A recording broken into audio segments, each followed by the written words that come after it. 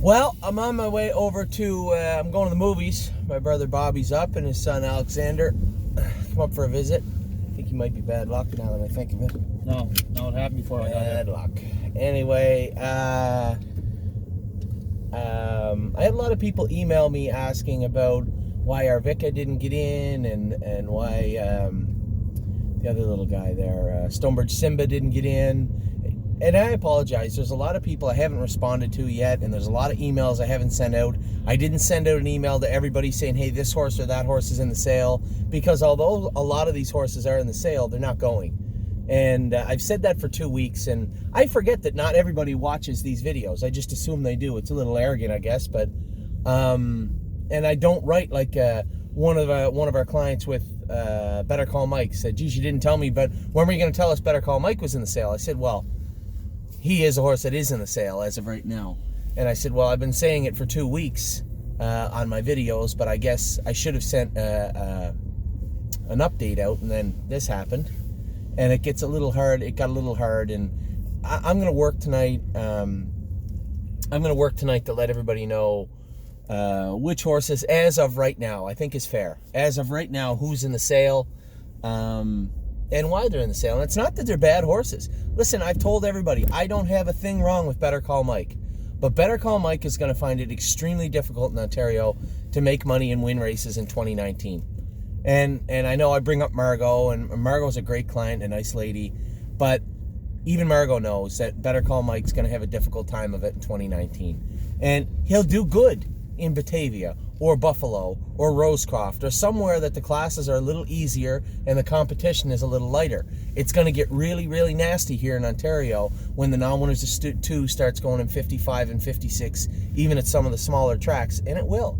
And, you know, what responsibility do I have?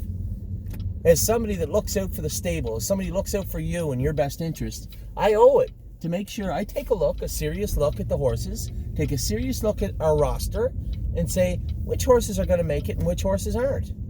I can't be right all the time, obviously, but at the same time, I think if you look at the horses that we shed over the last year and a half, I think you know I've done a pretty good job.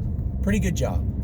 So, I will be sending those emails out tonight to allow people the opportunity to mull it over and understand. A horse like Jailhouse Master, yeah, he's in the sale, but I'm probably not sending him. You know, Delcrest Star Angel, she was entered in the sale, and then this miraculous talent showed up that I hoped was there, but we hadn't seen yet. She's not in the sale. There's a number of those horses that aren't going, but as of right now, there's 10 or 12 that are.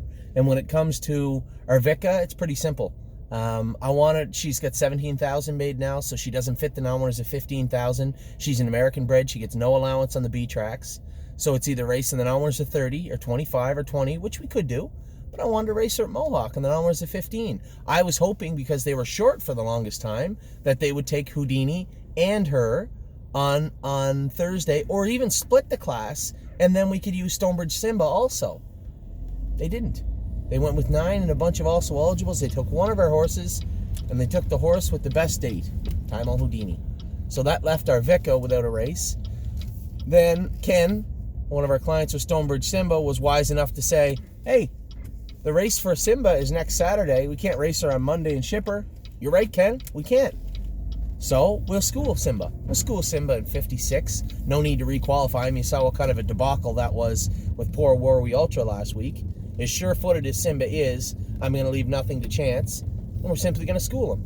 School him at 56, 57, tighten him up good, and then away we'll go. Now, I also thought, I didn't tell anybody this, but I was going to have it a surprise, because Andrew and John Bootenshane and everybody is 8 hours away from us in New Jersey.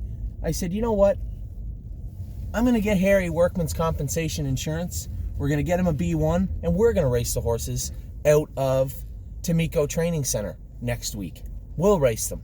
And then Andrew can pick them up, and John Bootenshane and a couple other guys will pick them up from the Meadows, but we'll race them.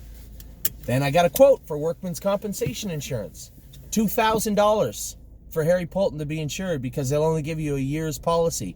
And then, you know what? They'll audit it, and they'll probably give you some money back. The government will give you money back. Okay, yeah, I don't believe that. So, it looks like we're going to have to send them away Monday, Tuesday when they draw to a trainer in the Meadows. I still do not want to send them 8 hours to the Meadowlands in New Jersey just to bring them 6 hours back to the Meadows and race on Saturday. What are the chances they're going to get sick? So we'll probably reach out to a trainer at the Meadows and send them to the Meadows for Saturday. So that means Ken had put, I don't want to get the guy's name wrong, Jack Baggett Jr. seems like a good trainer around that area. I want to send them somewhere where they're going to get there on draw day, I suppose, and then they just have to be raced gently in Pennsylvania on the 11th. I wasn't going to go, but I am now. Bad news today, I have to go to surgery tomorrow. I have to go into the knife tomorrow. My wrist, for those of you that are following me on Facebook, you see what kind of a mess. You don't have to be Quincy to figure out that there's a mess in my wrist area. I believe the emergency doctor may have underplayed his hand when it came to how bad my wrist is hurt. It's shattered near the wrist joint area, and there's some sort of bone floating off to the side that I may or may not be supposed to be doing that. So it has to go in and get operated on tomorrow. Now, the prognosis, if they put pins in it, is the same, 8 weeks. If they have to put a plate in it, it's a bit longer. He didn't feel comfortable the surgeon didn't feel comfortable putting a plate in because he said it's really rough around the joint, almost shattered. So a plate would make it hard to screw into anything.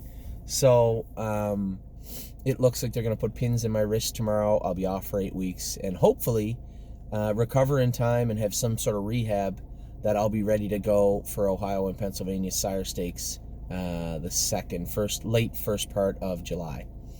So that's where I'm at right now. Bobby and I and Alex are going to Avengers movie.